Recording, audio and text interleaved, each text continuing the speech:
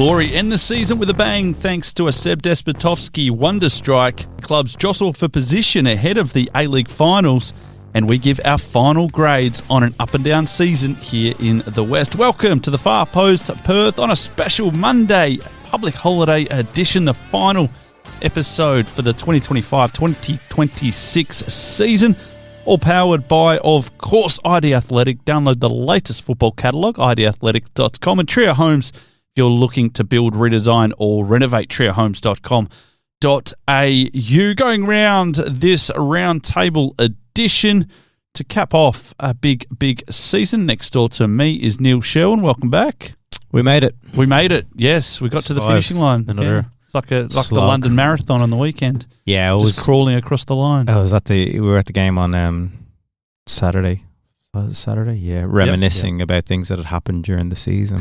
Fuck, was that this season? Yeah, one of them. Yep, it was. Jaxon Bassett's with us. Happy to be here for the last one. Yep, good stuff. And Renton, what's going on? Not a lot.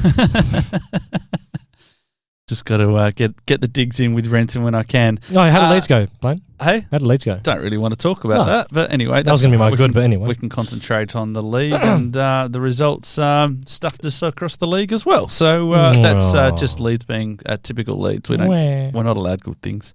Let's go through, ladies and gents, well, just gents on this occasion, and Renton. Our good, our bad, and our ugly from the season that was, gents. Now, I think we're going to keep this fairly focused towards the Perth Glory because we will use this as a little bit of an episode where we'll grade the class of 25-26 and just see what that looks like, what the future looks like and everything else. So kick us off, Mr. Sherwin. What's been good this season?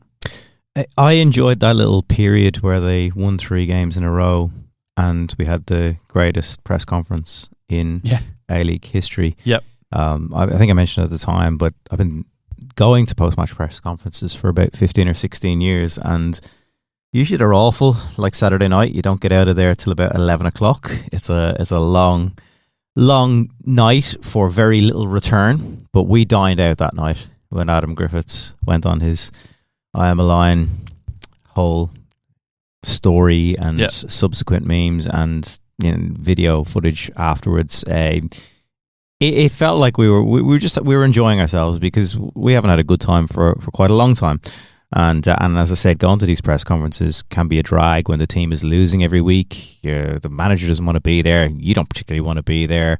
There's very little positives to talk about, but that little stretch where they won 3 games in a row, we thought we were at the start of something special. And it hasn't gone completely disastrous since then. It hasn't remained at that level.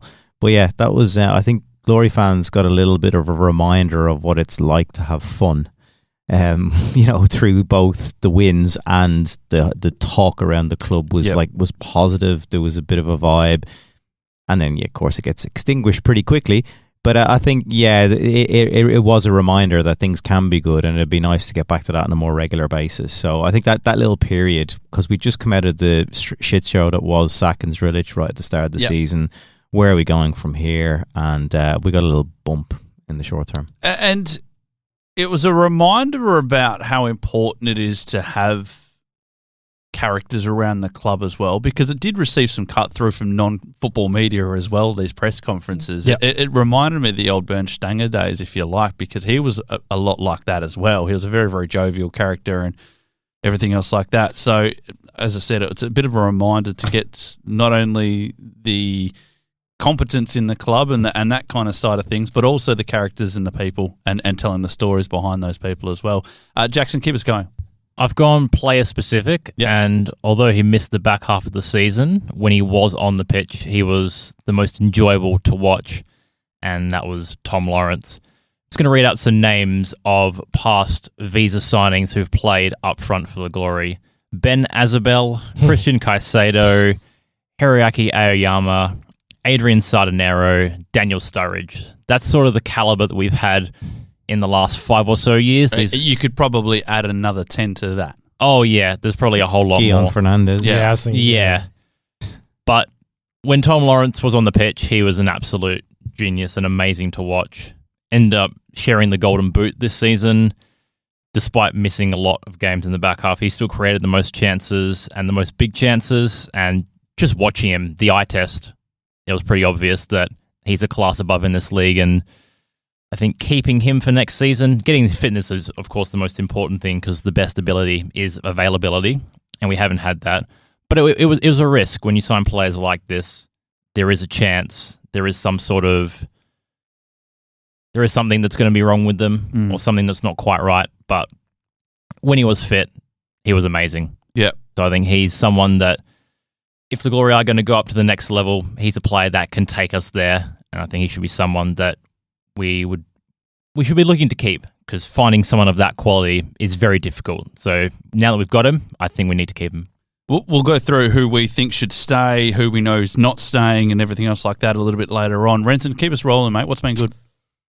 I'll branch mine to just one game where I thought that was what Glory should be and could be, and it was the 3-0 home win against Central Coast at the beginning of the year. We've not seen a more dominant home performance from Perth Glory before then. Let's say when Popper left, we've not really seen that over the last few years, and unfortunately we haven't really seen it since, but that's what we should be looking to be, in my eyes. A side that presses high, dominates the game, entertains, scores goals, and gives you a reason to come back. And when you had your heavy hitters in Lawrence and Taggart who were fully firing, and it was a great spectacle, it's just the unfortunate part was we then had 12,000 for the following game and then couldn't replicate that same kind of performance. So I think the story of the season was what could have been, because if we had more of those Mariners 3-0 home wins across the board, then we wouldn't be talking about a season of, we're finishing 10th and 3 wins outside the top 6 or whatever it is. So, but yeah, that Mariners game was absolutely a highlight. You don't think that the Auckland win was better? Nope. No? Okay. Is that, obviously it's, and the reason I say that is because I don't think many of us predicted Central Coast to do much, and many people would say, well, they should be beating Central Coast at home anyway. But yet, Auckland's been a bit of a front runner. The Auckland one, because it was funny because I was complaining at the time that I would have loved to have seen us take on... You don't complain? Oh, yeah, no. No, but I would have loved to have seen us try to take on Auckland a little bit more with our football, and I think we did well to get the result in that game, but in terms of our football and what we should have been looking to have done throughout the whole season, I thought that was encapsulated in that Mariners game. Yes, you were playing against a crap side, but the reality is, how many times have we had a fixture, particularly at home, against a crap side where Glory are expected to win and they haven't done it? So, yeah, I just thought if we could have maintained that level of performance against different sides and ideally sides in the top 6, then, like I said, we wouldn't be having this conversation about why we're missing the finals yet again. I'm going to preface my good with a negative and say, although we haven't capitalised on this as well as what we should have, the unearthing of young players has been quite positive, and we can go back a couple of seasons across that and have a bit of a look at your Jalen Pearmans, which certainly wasn't handled well, although he did come through our system, Daniel Benny's and everything else like that. But this year, we've turned our attention a little bit more to Gio Diabru, who has looked seamless in that midfield. That first game that he came on and threw a flying tackle against Adelaide, I think it was. Yes.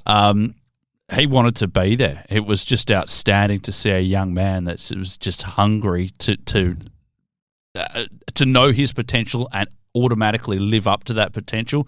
And I think he was a stalwart in the midfield just about ever since. He might have come in and out a couple of games, but alongside Will Freeney, who I think has found his absolute place in that midfield. Yep.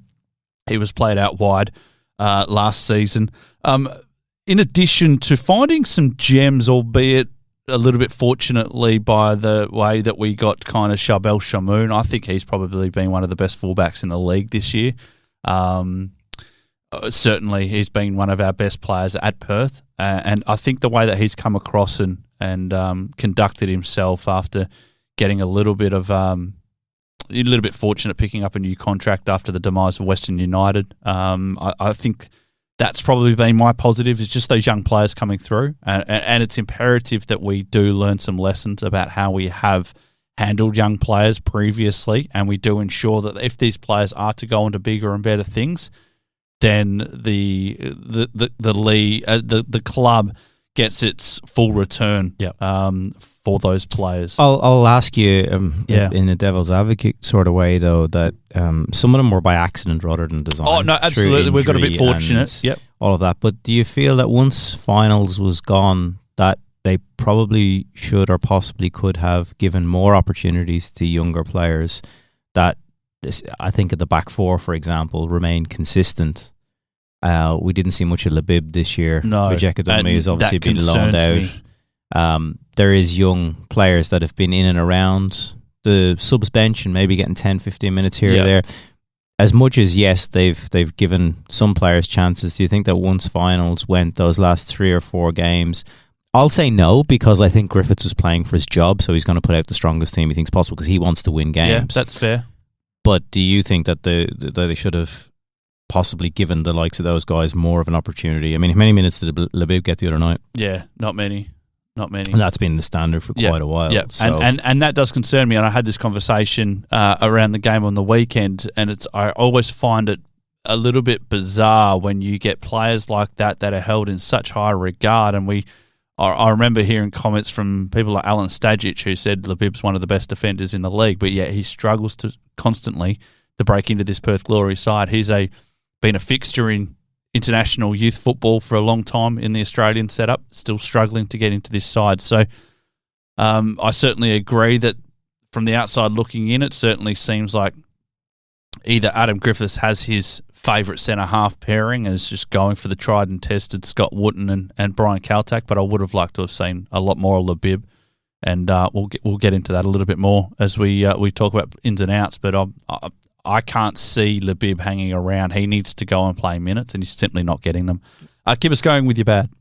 My bad is the home record, because 17 points from 13 games, 17 points from possible 39. Yep. 3 of those were the last game, and you can't remove it from the record. But prior to that, 12 games, 14 points. And prior to that game where they scored 2 goals, it was 14 goals as well. So 16 goals at home all season in 13 games. That's very, very poor. There's this whole myth about Perth being a difficult place to travel and all of that. It's not. I mean, 5 wins, 2 draws, 6 losses in the home games. Can we put that down to anything? I mean, it was always the narrative's always been about, hey, our home form is actually pretty good. If we can pick up more points away, then we're not in a bad position. But Jaxon, for whatever reason, this has flipped the script this year. Oh, I think you got to go back to the start of the season, because funnily enough, I also had the home form as my bad for this and my bad everything. And that's all good. Everything Neil alluded to is correct, but we had 6 of the opening 9 games at home, so that was when Griffiths was kind of finding his feet. I was just having a look on here, going back through the records. We scored 3 goals in the opening 6 games at home. We didn't really find our feet in front of goal until a bit later in the season. So that probably explains why things don't look so great. I think there were 4 losses in those opening 6 games, and it wasn't the best football to watch at all. And like I said, it's not a formidable place for opposition teams to come anymore. Most A-League clubs would come over here confident of getting a win. I don't know how many clean sheets we had at home, but I think that's probably another thing that also compounds it as well, is that defensively probably didn't do enough throughout the season. I think the back 5, if you look at the individuals themselves and how they played, I don't think you can say any one of them was bad, but as a collective, like we're still in the bottom 3 or 4 for goals conceded. So defensively, we still need a lot of work to be done in that regard as well. But you say about the drop off this year, but last season they won 2 home games out of 13. 23-24. But they lost everywhere last year. Yeah. But 23-24, they won 4 home games. How many away games? What was the away comparison to the away records? The away records were dismal. Yeah, okay. Well, yeah, the bottom. So, I mean, 23-24, they won 1 away game and won 6 points. Yeah. But my point is that they've only won more than 5 games once in the last 5 seasons at home. right? So it's been a constant thing that it hasn't been a difficult place to play, and that was what we hung our hats on, was that, you know, time difference and play late at night and teams will struggle to settle. I mean, 22-23 they won 6 games at home and only lost 2. And that was a pretty solid record, but the goal difference was still only +4. So they still ship goals. We're shipping a lot of goals at home. Yeah, I think that was the year we were at Macedonia. Yes, it was. Exactly, yeah. So I just think that get your house in order first at home, make it a difficult place to come, atmosphere, all of that. And, you know, the away form is the away form. It's something that has been talked about for the entirety of Glory's existence. So various coaches have tried different ways to do it, travelling the day before a game, travelling 2 days before a game, staying on Perth time, meals, training day at a game, all of this kind of stuff they've tried, and the away record has regularly been shit. Yeah. But I mean, they picked up 14 points away. Not disgraceful, but not great either. But if you turn, you know, 3 of those losses into 3 wins, you get the 9 points you need to be pushing for finals. So you know, if you flip 3 defeats at home into 3 wins, suddenly you're playing finals football. Yeah. So my point really with the bad is that this home thing is not just this season; it's been most of the last 5-6 years. Sure. That's what that would, getting that on track would go a long way to being competitive again. And it'd make it more enjoyable to go and watch. Let's not forget that as well. That if they're playing shit at home, they're the games we can get to. We want to go and enjoy ourselves. 100%. Renton, what's been bad, mate? Missing finals. Yep. Simple. Again, yeah. And I think this was one of our strongest squads on paper that we've had post Popovic. And yes, we did have injuries and players get transferred out, but this team had a lot of potential, I felt, at varying points this season, and it was almost looking like it could go on a run, but it could never find that level of consistency or the ability to evolve so that they could stack it up with those better sides. And in the end, there wasn't a lot that separated the teams that made the finals, and it was always going to be about those marginal gains and how good's your game style and can your players perform consistently and are they available, importantly. Not having the likes of Lawrence available all the time or Taggart available, not having Locking Wales available for basically all the season. Yeah. That didn't help either. So, but the reality is excuses or not, you've missed the finals again. Yep. You've finished 10th. You've had sides like Central Coast that many thought were going to finish down the bottom, finish ahead of you. You had Wellington, who had their coach resign mid-season. They finished ahead of you. And then you've got the 2 teams that finished first and second in Newcastle and Adelaide. They're not exactly blessed with a huge amount of resources or a so-called star power on paper, yet they are where they are and we are where we are. So, you know, I think we need to be looking at how we've gone about things this season, because the one thing, and again, we've said this time and time again, but we cannot be seeing a repeat where Perth Glory are not making the finals next season. My bad, gents. Let's go back to pretty much this time a year ago as we sit on a Monday before the MGP, and we had some pretty stern words that were said at that particular MGP about how this season was going to be turned around. My bad is around, while reflecting on those comments, we still don't know what the future targets look like, the future strategy looks like. What are we all supposed to be buying into? So I guess the bad is still there's ultimate uncertainty about this club, how it wants to operate, what it wants to be, what does the future hold, and everything else like that. And I find it very, very kind of perplexing that they want people to come along on this journey, but nobody can actually define what this journey is. So, it's just everything just seems to be up in the air. There's talk about what the ownership might look like and the top end of the football club might look like in coming seasons, and is that stable? Everything else like that. So, we're still uncertain where this club's actually going. So that's been my bad, putting the results aside, if you like. It's almost like if you're not getting those results on the pitch, you need to be doing all that you can to get everything else right, and that's simply not been the case. What would you like to see? Would you like the club to come out with like short, medium, long-term goals when it comes to on-field, off-field, play development? What is there anything that the club can do to give us something to buy into. Look, this is who Perth Glory is. This is what we're trying to build. Come along for a journey. I don't think that we've ever seen that. So, yeah, I would like to see a little bit more of a plan about where they want this club to be. But also, how do they plan on measuring it? And how do they plan on getting there? Yeah. That's the thing. Anyone can sell a vision, because Ross, when he first bought the club, he had those 3 key pillars, but it was so vague at the time that I was like, all right, but what does that all mean? How do you plan on doing it? Sustainability, reconnection, and success. It's like, well, have we got that? How have we measured that? Yeah. So we don't know. No, yeah, you're 100% right. So, yeah, that's been my bad. Ugly Mr. Sherwin. My ugly, just probably kind of related to what you just said, is the complete waste of 6 months between April and October. Yep. So April was when Pelligra and co, or whoever's writing the scripts for him, came out and backed David Zdrilic at the end of last season. We went through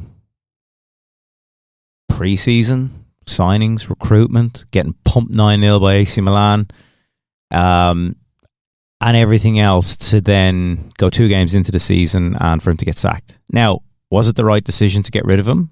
Yes. But doing it 2 games in is really you going, oh shit, we made a massive mistake. Yeah.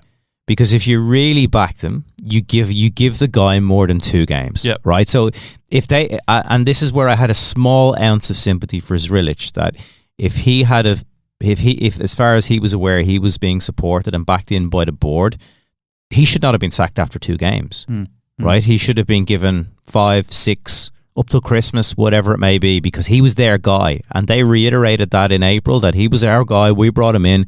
We're going to back him with new players. We're going to back him with a squad.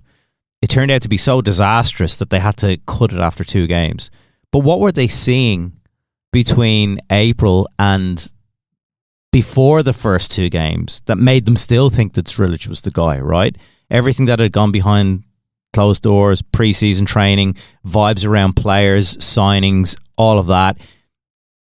They must have either been blinkered, or my biggest fear is they don't give a shit. Yeah. Which is what I'm starting to think, given how much radio silence there's been from the ownership and subordinates in the last few months. We haven't heard from them. Well, I think personally, I think that there was, and it kind of leans into my ugly a little bit, but I think there was just an absolute shitload of naivety of people getting involved in this football club. Possibly, but pulling the trigger and sacking a guy 2 games into the season is panic. Yeah. Which gives you no reason to buy into what they're selling. If after 2 games they're blowing up everything that they've stood behind from April and prior to that, it's just gone. I wasn't against the sacking in any way, shape or form. The timing was the alarm bell for me. That did they actually know what they're doing? That they've and that responsibility. Let's be perfectly frank. That responsibility has to come back onto Stan Lazaridis. Well, I mean, the recruitment hasn't been great. Apparently, we were going to win the lot this year. Yeah. It hasn't happened.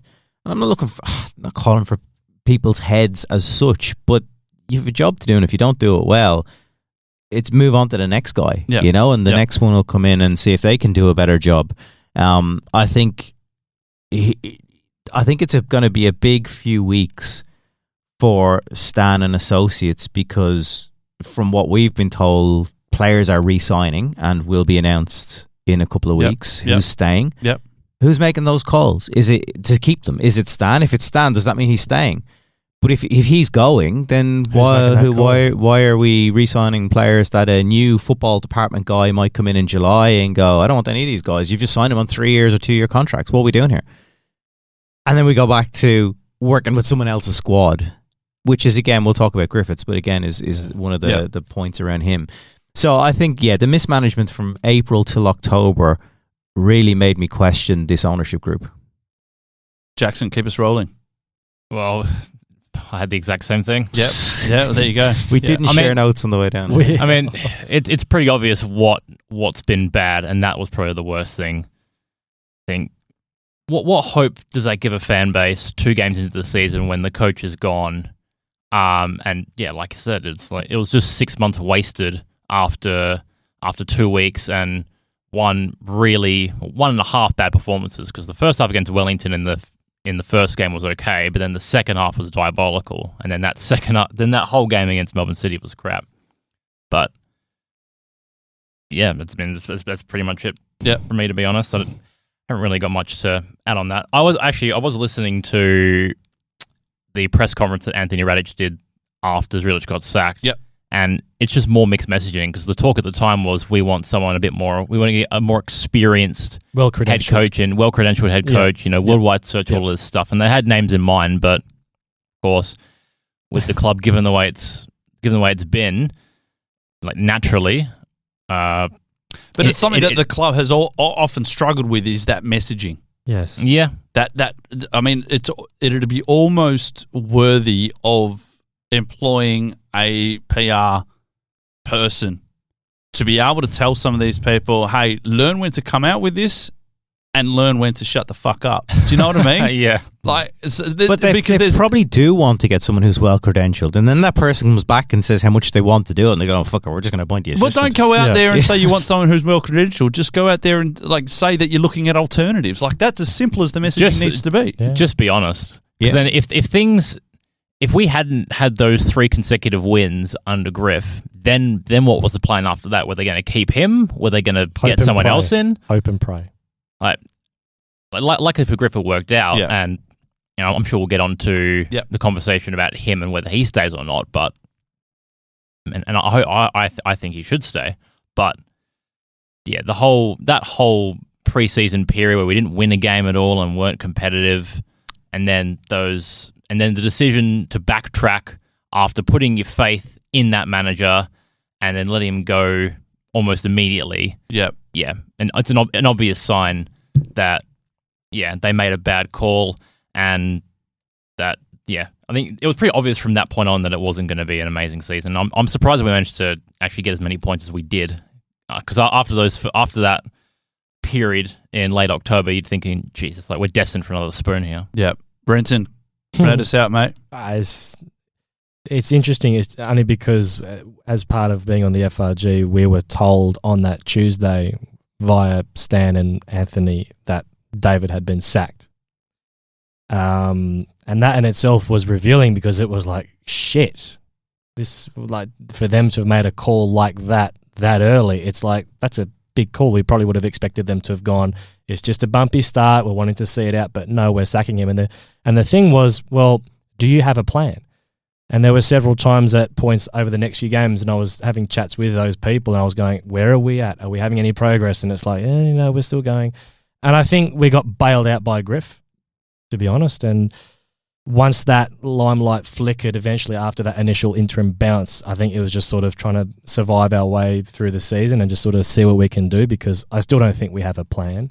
And I still don't really think the people that are there are the best people to prosecute whatever agenda the ownership or the club are standing for, because like we've all been saying, we don't know what the vision is.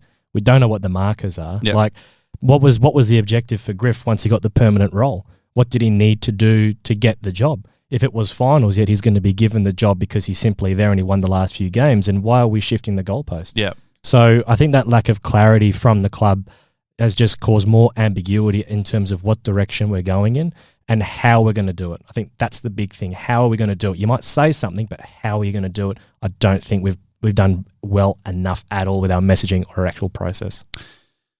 Yeah, so I kind of leaned into mine, but I guess at the end of the day, essentially it was a season where absolutely nothing was achieved, and we haven't. Yep. I don't think we've learnt a damn thing. No. That's the ugly part for me, and as I mentioned, I think there's been a huge reality check for people involved with this football club, particularly at the top end. I hope so. About what's actually going on, and I hope there has been some lessons learned in that regard. But as far as for the rest of us, I don't think that we've learned too much at all. Right, we'll round out that particular section. We'll head into a very, very quick break, but we'll come out the other side. We're going to take a deep dive and we'll do some grading, so get your red pens out and we'll do some marking like a high school teacher right after this. You're on the Far Post Perth podcast. Tired of the same old cookie-cutter home designs? Dreaming of a space that truly reflects you? Then it's time to talk to the team at Trio Homes. Whether you're looking to build your dream home, redesign your current space, or simply renovate, Trio Homes is committed to unique designs, local personalised service and quality workmanship. And with former Perth Glory star Dino Julbich at the helm, you'll know you're getting passion and dedication built into every project. Discover the difference with Trio Homes. Visit triohomes.com.au. What a run! This could be the one! It's in! That's what it's all about! And when it comes to sports gear that helps you perform your best, ID Athletic has the winning formula. From grassroots clubs to elite athletes, ID Athletic provides high-quality sporting apparel, screen printing, embroidery, and made-to-order promotional products. Proud sponsors of the Far Post Perth and passionate supporters of WA community sport. Visit ID Athletic at 84 Howe Street, Osborne Park, or online at idathletic.com. ID Athletic. Build your identity. Welcome back to the Far Post Perth, taking a deep dive with our season finale of the Far Post Perth podcast. Boys, Perth Glory men's team throughout 25-26, played 26, won 8, drew 7, lost 11, goal difference of -7. Now, what I wanted to do was just gauge some thoughts about where certain aspects of this club are at. So we'll start off with you, Mr. Sherwin. Looking at the on-field, if you were to give a grade out of 10, what would you give, and a little bit why? 5. I think when they had the full complement of players available, which probably was never, or the bulk of them, Tom Lawrence naturally being the big fish, I thought they were very good. But to Jackson's point earlier, use if you're not available. And I think when they lost players, whether it was Taggart for an extended period, Bozanovsky left, massive loss. They ran out of ideas quite a lot and had very little on the bench in some games as well to bring on. Naturally, with lack of depth and quality, the drop-off was quite significant. So I thought attacking-wise quite poor. Defensively, I'd probably give them a little bit higher. I know they went through periods of conceding goals, but I think that unit, that back five, and again, I did say earlier about giving younger players a chance to get into that back five once violence had gone, but having a settled defence, having a settled goalkeeper is quite big, and I think the Caltech and Wootton partnership grew in strength as the season went on. Sam Sutton missed a few games earlier. Shamoon, I wouldn't agree with you that he was one of the best fullbacks in the league, because I think he had some stinkers of games and was very up and down, but I think he has potential to be in the next season or so, because he's young and he's acquitted himself well, and if he sticks around, he can make that his position his own for years to come, which is great. So I think, if you got everybody in the park, especially at the top end of the pitch, great. But the top goal scorer had 5 goals.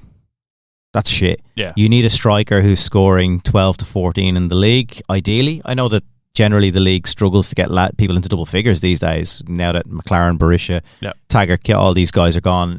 There's not really many natural goal scorers scoring every week. But I think you need to find that. You need to get a 12 to 14 goal centre forward. You need your number 10 to be playing regularly, and losing someone like Bozanovsky mid-season, not the fault of the coaching staff, can't hold them back, right to move on, but it was a problem. So the attacking end of the pitch was below average for me, but the defensive end slightly above average. So yeah, it comes out to a 5. Comes out to a 5. Jackson, what are we giving the on-field this year? So I promise I'm not peeking over at Neil's notes, but here we go.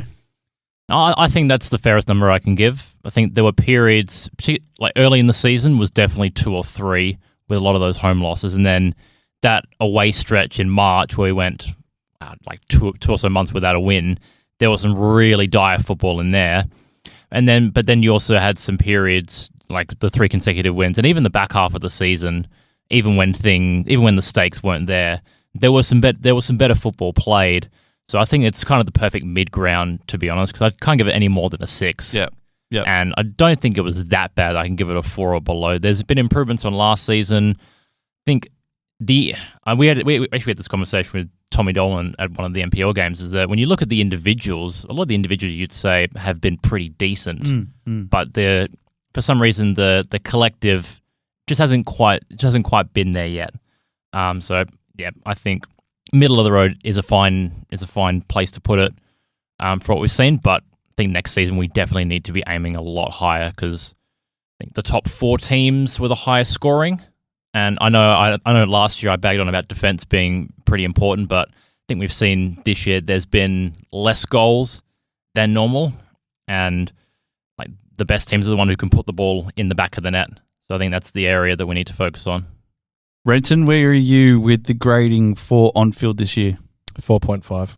4.5. 0.5. Yep. Where are we getting the 0.5 from? You know, just round it up to 5, no? No, because for me it was slightly below average. That's 4 then. That's a fail. Fuck, I want to sort of be on the fence a little bit. But anyway, 4 or 5. But either way, I lean more towards a 4 because 4.25 then. Yeah, we can do that, sure. I think the players in ways were capped from an offensive perspective because there was a premium placed on being defensively strong. And we did see some marked improvement in that, an example being that we had the best percentage of our total shots that we faced that were on target, considering that whenever teams would shoot on side at Glory goals in the past, they would tend to end up in goal. So the fact that we're limiting the quality of chances the opposition are taking, that's a bit of a positive. But the problem for me was that because we lacked a coherent game model, it just meant that we didn't have, I guess, our players' platform to play at their best. And that was a large reason why we didn't see consistency in performance. And when you look at how we attack, I'm not too sure when you've got some technical players in your team and not really physically dominant forwards, why we would play Route 1 football. You're just not creating a consistent pipeline of chances to be created. And I think it doesn't help when, let's say, Adam Taggart is been on the decline. That's a fact. Over the last 18 months, he's been slowing down. But which forwards would, if you put them into the exact way that Glory play, would flourish? I think our forwards would hate playing in the way that we play because they spend 90% of the time chasing us because we don't keep the ball enough, even though we're more than capable of doing so. So that's why I put more criticism towards Griff. And yes, and the players, I think they dropped the ball a few times this season as well because they showed glimpses of what they could do and their effort was reasonably consistent, but their application and output wasn't anywhere near consistent enough. So that's why I'd have it a slightly below average. I think, not to defend Griffiths completely, but I think his system might be better with some of his players. I know Tom Lawrence wasn't his player and didn't bring him in, but having a ball carrier like Lawrence massively helps a style like Griffiths because he retains possession, but not only by passing the ball, but by beating 2 players and getting you 20 yards up the pitch. Who else in that team is a ball carrier? You could say, past? Have we given the players the opportunity to perform those roles or see if they're capable? Because I would say they've tried it in training, just they can't. Like who? Give me names of players. I think Will Freeney could do it. I think he could. Really? I think he could glide past 2 players. I think he could do it. But if you can't, Freeney's a passer. But he's I think a brilliant passer of the ball. But how often do we see Freeney show his passing range?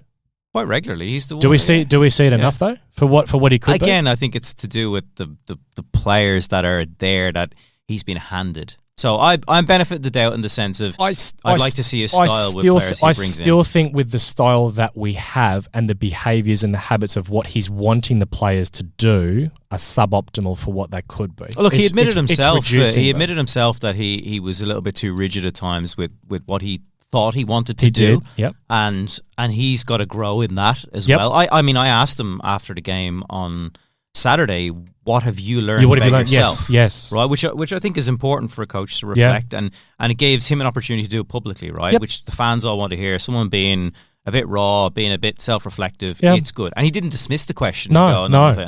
So I agree with you to a point, but I also think that he's hamstrung, pun intended, injuries, by not having players that could enhance what he wants to do, and that's why he has I'd rather see us try and play a brand of football that in the long term will get us success than trying to compromise in the mean term. So which comes first, the players or the system?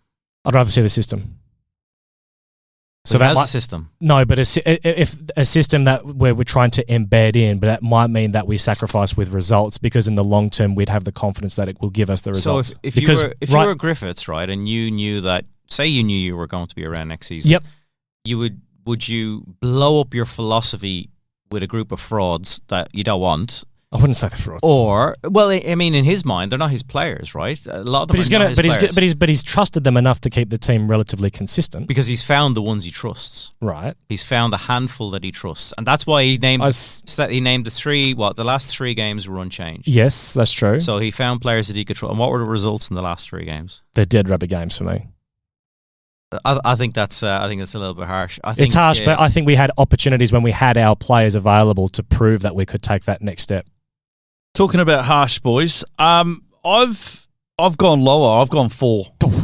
No points. I've gone 4. No, and the reason I've 4. gone 4 is for a number of reasons, is that I believe that this squad and the individuals in this squad, and I'm not going to use injuries or anything else as an excuse, were much more capable than finishing second last on the third last on the table. Definitely. Okay. So the other side of it is we've come from a very, very low base, and even if you add 100% to that low base, you still end up with a 4. So that's why I've gone with 4 on field this year. Fair enough. Yeah, that's where I've gone. Which individuals disappointed you? I'm not saying individuals. I guess a little bit back to what Jaxon said is that individually players have had a not bad season, some of them. Yep. But collectively, they haven't achieved. And when you look at these sides on paper, in a formation, or you look at the squad, it should be a lot higher. Of said you can pick up that, look, this is probably a mid-table team, and they've fell far, far short of that. I disagree. I've looked at some of the team sheets for the bulk of the season. This team is good enough.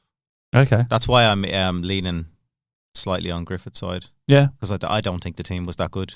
Because you can't say forget injuries, because it meant if you had Lawrence, Taggart, Wales, Kucharski all in the team every week, I'd completely agree with you. Yeah.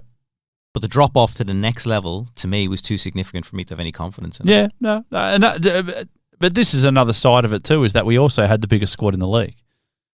We're going with a smaller squad this season. 32 players were used in total this year. There you go. Yeah. There you go. So that's pretty scary. Is it not a good thing that Griffiths settled on players towards the end of the season? No, this isn't against Griffiths. As I said, I'm just, this is where I found them. I think they were below average. If a 5's an average, and I said they started from a low base, and even if they improved 100%, they still remain below average. Fair enough. Off-field.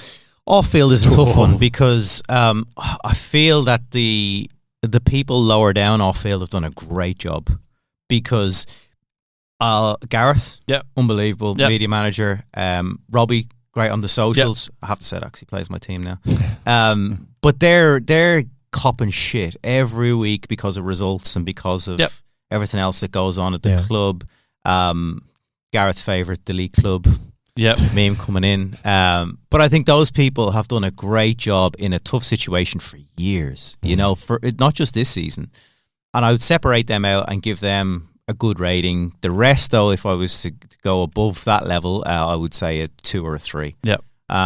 We had a conversation, myself and Jaxon and Ben Smith, with Anthony Radic after the game the other night, talking about the crowds and, you know, the security and all of that. And I've known Anthony for a long time. He's a football guy.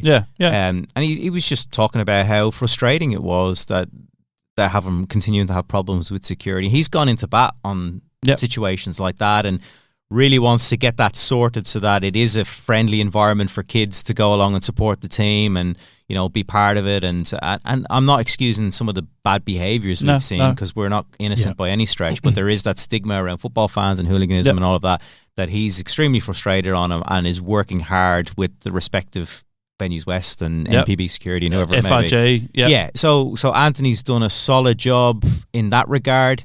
But in terms of the off-field stuff relating to the football, I think it's been terrible. I think it's absolutely terrible, right up to Pelligra, who is an absentee landlord as far as I'm concerned at the moment. Very little care factor, I believe.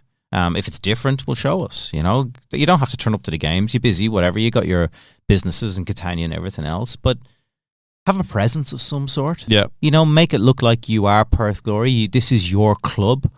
Not just of put a penny into it and you know, we'll just see what happens. I actually look like you give a shit. The supporters here want that. They want to buy in to what you're selling.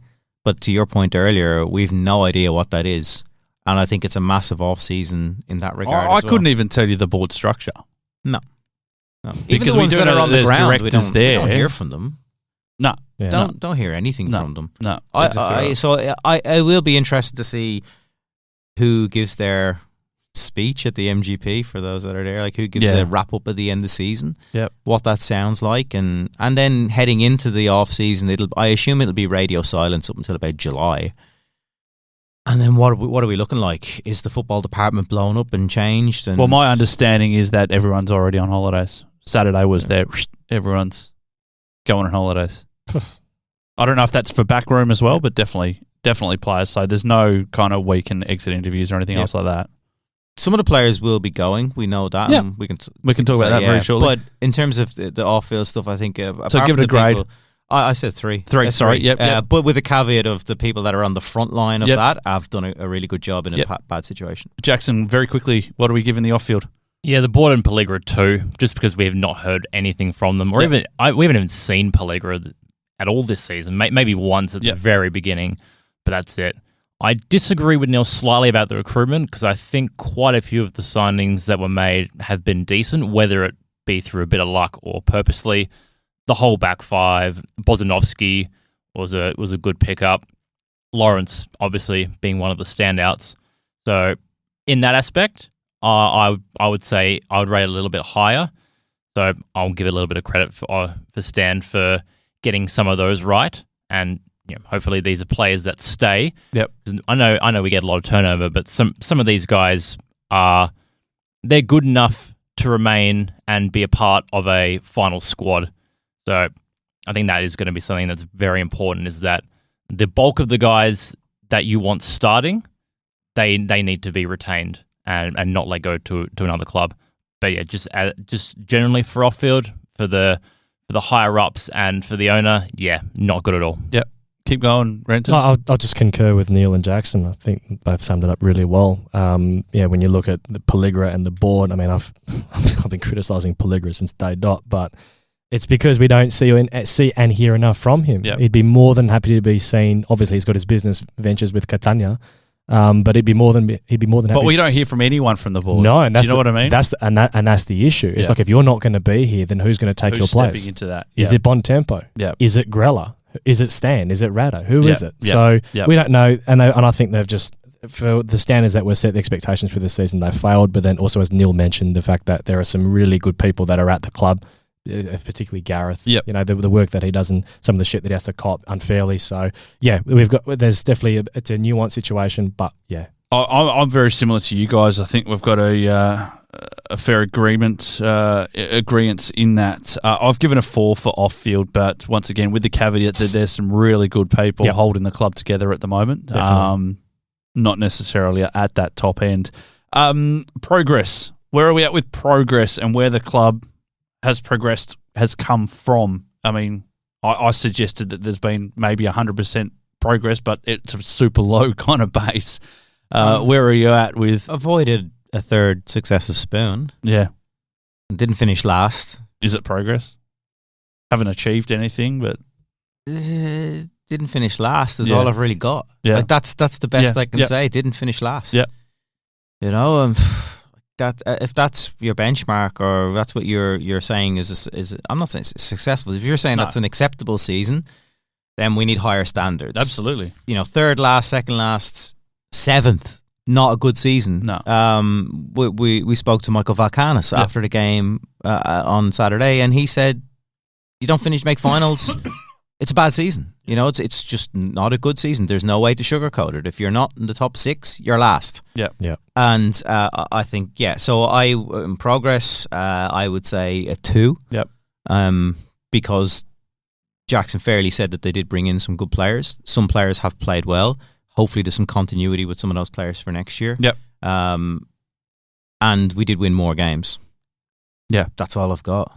Jaxon, very quickly. I guess it's weighing up progress versus expectation. Yeah. I think all our expectations were higher and we didn't deliver. But when you compare it to last year, there has been improvement. So I'll be a bit more lenient and I'll say a 5 because it is better. On field, it is better. There has been more signs of us moving in the right direction.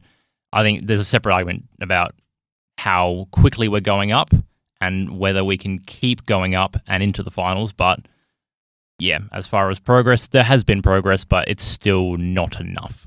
Renton? 3. Minimal. There's been, it's. I think you're polishing it to be frank. I think for the expectations of the club and where we should be and where we could be, importantly, we can't be content with where we're at. And using last season, which was a disaster. I mean, that shouldn't really be used, in my view. And people can use it in debates if they wish to, or measurements of progress. But for me, that was a disaster, and this was a real clean slate opportunity to perform, and we didn't. So yeah. I'm with you guys. 100 times fuck all, still fuck all. So that's where we find ourselves. Very quickly, gents, because we've still got a little bit to get through before we wrap things up. Adam Griffiths, yes or no? Is he here next year, Sherwin? I think it's a definite yes. Okay. I don't see any reason why he wouldn't be. Yep. Jaxon? Yep, I'd keep him. You'll keep him, but do you see him? Is he going to stay? Yeah, I think he will. Yep. I think he's done enough, and then I think you got to weigh up. Is there who do you have faith in to take the club to the next level? Do you have faith in the man who's been there for a year and has worked with this group of players and can actually have a preseason to work and build on that? Or do you have more faith in someone else to come in brand new, put his mark on it, and make an impact straight away? Yeah, just showing that, like, the people are saying we need to get someone better and more credential, and that it's Perth Glory. Yeah. Like, be realistic about what you can attract. In terms of what you can attract, is there anybody better? But anyway. Yep. Well, it's probably a bit of a lead-in for me because I'd say go, but only because I think there hasn't been enough progress, but more to the point, I think the coach and the players is irrelevant. I think you need to get things above in order. So you think he should go, but I think he'll stay. I think the fact that he had that strong end to the season, and because it's rinse and repeat of last season with Zdrilic, to an extent, I think he'll stay. Whether we see the improvement that people seem to think a preseason and new signings will give, I doubt it, but I'd love to be proven wrong and have egg on my face come midway through next season. Yeah, I tend to lean that he will stay. I tend to lean that he probably should stay because, back to your point, Neil, who else is there? Well, not Mark Rudin. He's gone off to be an assistant in China. But I mean, you're looking at a Gary Van Egmond, you're looking at a Rob Stanton, you're looking at more, with no disrespect, Giancarlo Italiano. Yeah, just recycled coaches. I'm sure it's a lot of people, but it's a gripe that I have with Glory that we just do not have anywhere near the ambition that we should be having as a club. Do you know what are you going to do? Get Mourinho? No, but that's being obtuse. I'm saying, like, actually trying to have a little bit of ambition and trying to get things in order. What is ambition then? Ambition for us is having best in class. That's relative to what we can provide. What's best in class for Perth Glory? Best in class would be you bring in someone that ideally can develop youth, can have a good brand of football, that has the opportunity to scale. Leadership skills would be an ideal prerequisite as well. Now, whether it's realistic or not, obviously right here, right now, I think probably Griff is going to be the only one. But my concern is more over the years of what Glory has been, that I think we've not done enough to improve our image and our credibility and where we stand within Australian football, that we have to settle with almost what we have. Is there anyone in Australia that ticks that box? Well, the person that I would have liked for us to have gone for, but which is unlikely, I would have liked to have seen us try for Peter Klimovsky, who's currently with Malaysia. I think he could have done. I think he could do a good job with a team. I think he's had a really good apprenticeship learning under Ange. I think if he came in and ideally we had a good football structure. Now, I know I'm asking for the world, but for me, I would have liked to have gone down in that direction and something where you've got a little bit of potential to build on. But obviously there is the realistic argument of, well, what is attainable for Perth Glory? Are we at the stage now, and I think this is a worthwhile question, that Perth Glory is just not an attractive kind of option? You've got to know your place in the ecosystem. It's like when people complain about players going off to Europe. I mean, it's Perth Glory. Sorry, like, they're going to go. Yeah. It's the same with coaches. We're not up the top of the pyramid in Australian football, never mind Asia, never mind the world. 100%. So just for context, we're a little bit of a side point. We did have a post yesterday about Griffiths and his record and asking people, should he stay or go? There were 334 reactions, and only one of them was a laugh, and it wasn't Renton. But the comments were mostly overwhelmingly in support. Give him his own preseason. They need to back somebody. People want stability. See how he does over an entire season. The energy of the team shifted when he stepped in. It was a more positive season than Zdrilic. Well, that's a low bar. Changed the style of play and made the team competitive again. The manager who comes in during the season should always get a full season. So what should Griff look to do next season? Done enough to deserve... Hold on, we'll just finish. Done enough to deserve a 2-year contract. Massive effort. Some people are on the fence, 1 or 2. No doubt he raised the floor, but the ceiling was low. Mixed metaphors. I was going to say that. Avoided a wooden spoon, so that's a good enough reason. Again, 2-year contract. Give him another chance. They were much better than last year. Double the wins of last season. Breath of fresh air. Yeah, and then another one. It's where you finish that determines your season. Third from bottom is really no better than previous seasson. Yeah, exactly. If you're not in the finals, you might as well be last. The club is floundering, treading water.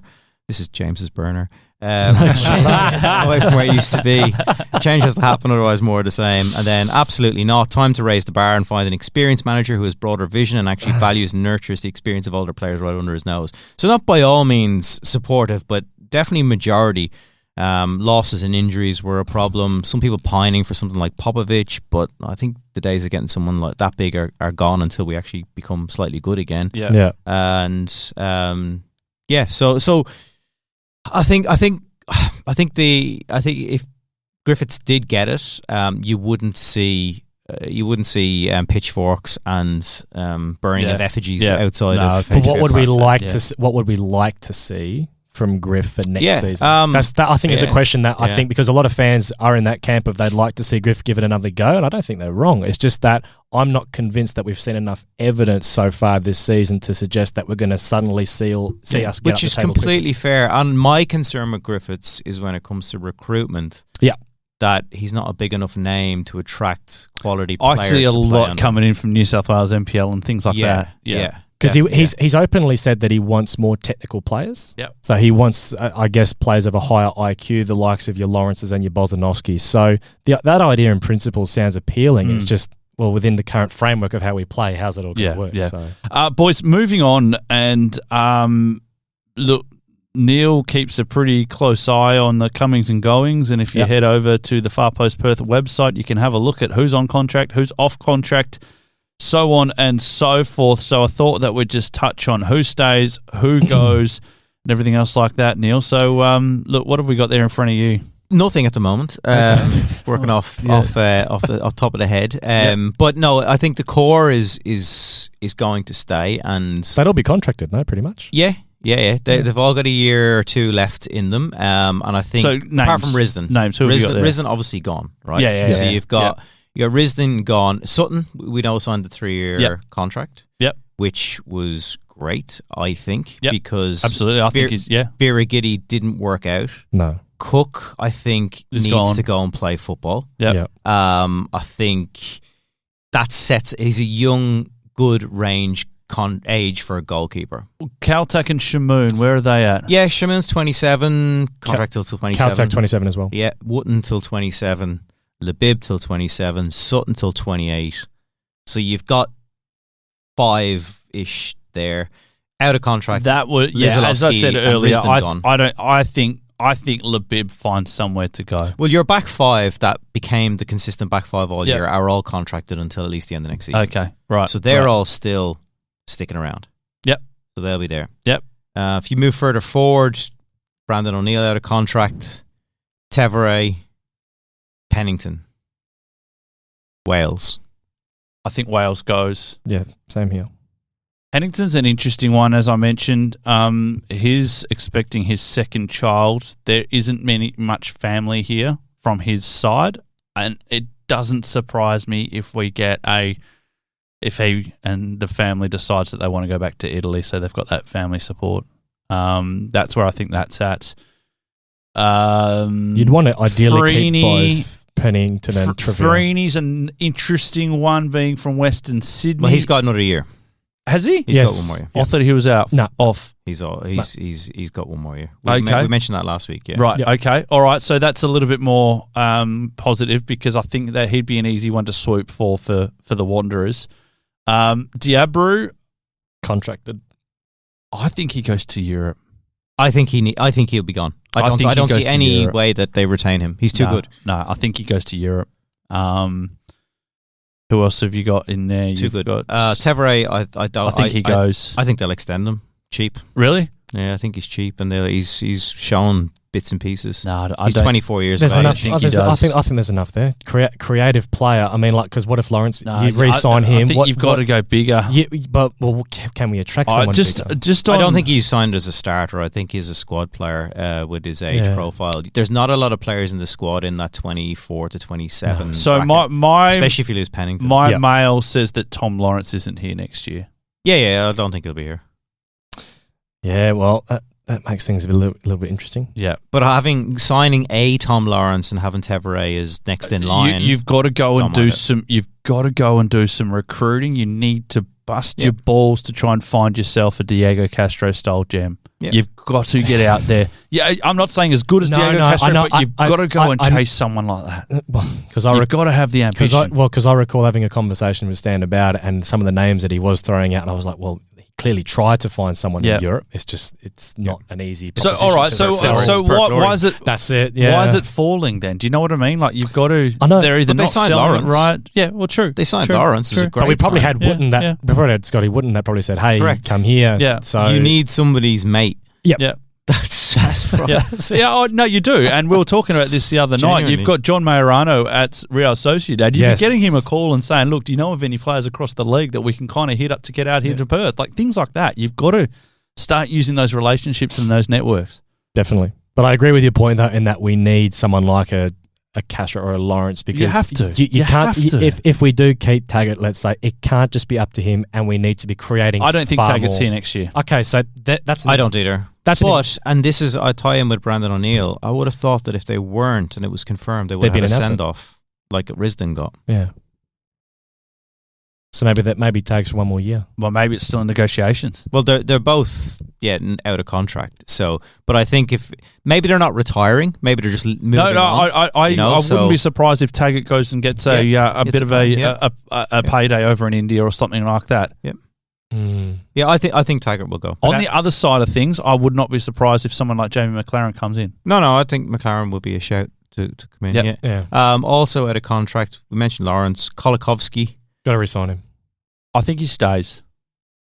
I'd like him to. I think he I would stays take him. because I don't know. Who else would give him a chance? Yeah, Yeah, potentially. I just don't know where else he ends up. Does he? Yeah. Does he go to Asia or India? I think he'd want to stay here. I Okay. think he's a good one to I think he stay. stays. Kaczarski's contracted for another year. Yeah. Don't mind that. Despotovsky, the And same. And Asmo's out this Yeah. year, contract-wise. Yeah. We Where's mentioned Despotovsky? 27. I give him another year. Should do. I think they Yeah. should give him another year because you've got this. As I said, I'm really conscious of this Jalen Pearman situation. that Yeah, you we need can't to have a try- repeat. No. You need to try and lock these guys in. You know what I mean? We mentioned Kolkov. Suleimani's 27. I think he goes. Mutual termination. Yeah, I Yeah. just think he goes back to Victoria. Gabi Popovic, loan deal. Ends. Does he come on a full? Do you think? I don't think so. I don't think he will. I think we've got to be a little bit more You got to be more. ambitious. Well, I think you need to have a starting striker, and then what do you do with Jaden Kaczarski? Because I don't think he's a winger. No, I think if you can. Do you see him as? I see him as an understudy to a top striker. Yep. And ideally, that way you can reduce the squad bloating because we can't be paying. How much money have we pissed away on players that haven't played this season? Yeah, look, loads. Probably loads. That's my concern. Kaczarski's 23, though. He's not exactly a young player anymore. No, but I don't think he's done quite enough to So- say he should start. Yeah, possibly not, or unless he's playing in a 2, or I mean, maybe it depends what else they Yeah. get in as if he plays as one of a 2. If Taggart goes, for example, Yeah. and they bring in a. Do they look at top-quality someone like and this was brought up last week by one of our listeners, do they look at someone like a Jason Cummings or a Martin Boyle or someone player? like Not that? Boyle for me. I Go look at Cummings because I think when we've talked about characters, I think we could do with someone like very him. close to Jamie McLaren. Cummings definite. Yeah. Very close to Jamie McLaren as well. Because McLaren has got another year or so on his contract with Mohan, and Jason Cummings is out of contract. Yeah, okay. And playing sporadically, so interesting. We'll see. Right, boys. Quickly. Oh, it's two things. Yep. My gut feeling is they might go in for Joe Lolly again because I know there was interest. Don't you fucking dare. That's just my gut feeling. And I hope they don't. We're going through all the players, but the other one I've just got on here is Kwan Yo. He went on loan, didn't he? Yeah. Was it Hanoi? Or there was a club in Vietnam that he went to? Yeah. Does he come back for next season? Do you keep him around? I don't. You need more wingers. I don't. I think he's much more suited to playing in Asia just due to his stature. That's fair. I still think that we're underdeveloped and under-resourced with our wingers. Either way. Unfortunately, I think he's a great footballer, but I just don't think that this league suits him physically. Yeah, that's fair. Yep. That's where I'm at. I agree. Yeah. I don't see a regular place for him. Yeah. Put it that way. I mean, could potentially come in and be a squad player off the bench and all that, but if he wants to play regularly, I don't think the A-League is for him. Yeah. Yep. Right. Anything else to say on the Glory? Speak now, forever hold your peace. No, but we should know in 2 weeks who's resigning. Okay. That's all we'll say. Cool. Yep. Watch your space. We'll have it all over the socials. Righto, we'll go to our last break for the season. This is the Far Post Perth podcast. Tired of the same old cookie-cutter home designs? Dreaming of a space that truly reflects you? Then it's time to talk to the team at Trio Homes. Whether you're looking to build your dream home, redesign your current space, or simply renovate, Trio Homes is committed to unique designs, local personalised service and quality workmanship. And with former Perth Glory star Dino Julbich at the helm, you'll know you're getting passion and dedication built into every project. Discover the difference with Trio Homes. Visit triohomes.com.au. What a run! This could be the one! It's in! That's what it's all about! And when it comes to sports gear that helps you perform your best, ID Athletic has the winning formula. From grassroots clubs to elite athletes, ID Athletic provides high-quality sporting apparel, screen printing, embroidery, and made-to-order promotional products. Proud sponsors of the Far Post Perth and passionate supporters of WA community sport. Visit ID Athletic at 84 Howe Street, Osborne Park, or online at idathletic.com. ID Athletic. Build your identity. Wrapping things up for one more time. Ladies and gents, let's have a look at the A-League ladder for 25-26. Newcastle Premiers, they'll go straight into the ACL Elite. Adelaide, boys, how did they manage to pinch that yesterday and get into that second spot? By Luka Jovanovic. All kinds of fun there in that game yesterday. What an idiot. Yeah. What an idiot. Well, he went up to one of his teammates. He goes, I just forgot all about it. Whoops. Just caught up in the moment. Auckland, have they fallen off the boil? Yes. Yes, surprisingly. Yeah, really tough one. They've been knocked off a couple of times. They got done by Central Coast the other day at home. And, the old Port might start getting a little bit nervous. Winless in their last 5. Oof. Melbourne Victory. I've just put a little bit of a Asian football question mark next to this because we're still a little bit unsure on where the Asian spots go. Is Heidelberg in? Is Heidelberg out? How does all of that work? Of course, Newcastle gets their spot out of the league, so they'll go into the ACL Elite. And then Melbourne Victory. So I'm going to have a bit of a look at what that looks like. Sydney FC round out 5th and Melbourne City in 6th. So what that looks like, ladies and gents, as far as the ladder goes, Auckland will take on Melbourne City over there in Auckland, and Melbourne Victory will host Sydney, one-off elimination finals to see who will progress against Newcastle and Adelaide in a 2-leg semi-final. I don't mind this. Final structure, if I'm perfectly honest. It'd be nice if we were there. Oh no, absolutely. I I like the fact that if you make the semis, you get a home and away, and it's part of that's more bums on seats, and there's a little bit more revenue. But I mean, it's one-offs, I think they can be a little bit rude, even if you do finish that high up, if you are going to have a final system. But elimination finals, Auckland or Melbourne City, round the table, Mr. Sherwin. It should be Auckland, but I don't trust them at the moment. Yeah. I'll still say Auckland, but I don't trust them. Okay, Jaxon. I think Melbourne City. Ooh, really? Yeah, despite the loss, I think their form going in is really good. Eunice, is he the difference maker? Well, I mean, for the way he's been playing, he could definitely be. Yeah, honestly, I think they could make the final. Shit. Oh, I think because I think a lot of the top six haven't been in amazing form, and I think if you can peak at the right time, that makes a big difference. I'd concur with Neil because I think Auckland will get the job done, but I really do not trust them. I think Auckland's going to do it. I think Auckland's going to do it easy. I think Melbourne City's going to sack Vidmar, and I think Harry Kewell's going to come into Melbourne City. What's your obsession with Harry Kewell being a coach? I'm just saying. There's where there's smoke, there's fire. Harry Kewell, welcome to Perth Glory. No, I don't think he's going to come to Perth. I think he'll go to Melbourne City though. Wow, fair enough. Melbourne victory v Sydney. This will be a beauty. I think victory will win. Yeah, victory. Be funny if Sydney won and PK gave it to the Northern Terrace, but I think victory. So. I don't know in this. These kind of games between these two can just go anywhere, and I'm getting kind of I'm getting flashbacks back to some of those brilliant kind of semi-finals and grand finals and things that we saw between these two clubs years ago, and Kevin Muscat hitting the upright and everything else like that, and all the memes that came out of that. Brilliance. I think Sydney get there. Did they get Lolly back, or is he like totally done? I don't know. I just think Sydney there. I think Melbourne just might get the yips a little bit. Neither side have been convincing at all. That's the thing. So, yeah. No. All right, there we go. Gentlemen, final thoughts for the season that was? 20,000 at the Newcastle game. And then we bitch about crowds when they're low, so you're not supposed to bitch about them when they're high. Yeah. But where are these people? Yeah. It's the age-old thing that it's the culture thing, right, in Australian football. Event goers. Yeah, it is really just you come out when there's something has happened or there's a bit of success, and then if Newcastle have a drop off, FOMO. It's modern day FOMO. I can't. Yeah, everyone else is involved. I need to be involved. It's just disappointing because if the regular attendance was 12 or 13,000 and it was 20,000 bump for this, you say fair enough.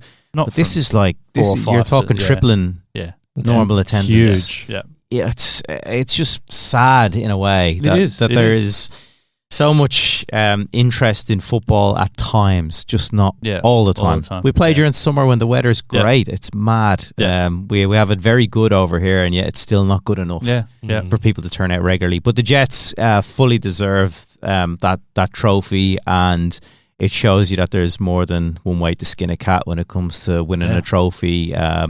Rookie coach, again, Mark Milligan, coming in with young playing group, playing super exciting attacking football and getting rewarded for it. Danny Vukovic inviting a few of the fans out to the car park was entertaining as well. And for them to absolutely blow their biggest rivals off the park in the last game is a lovely bit of icing on what was already a nice big cake for them. Yeah. So great season for them. Good stuff. Final thoughts, Jaxon?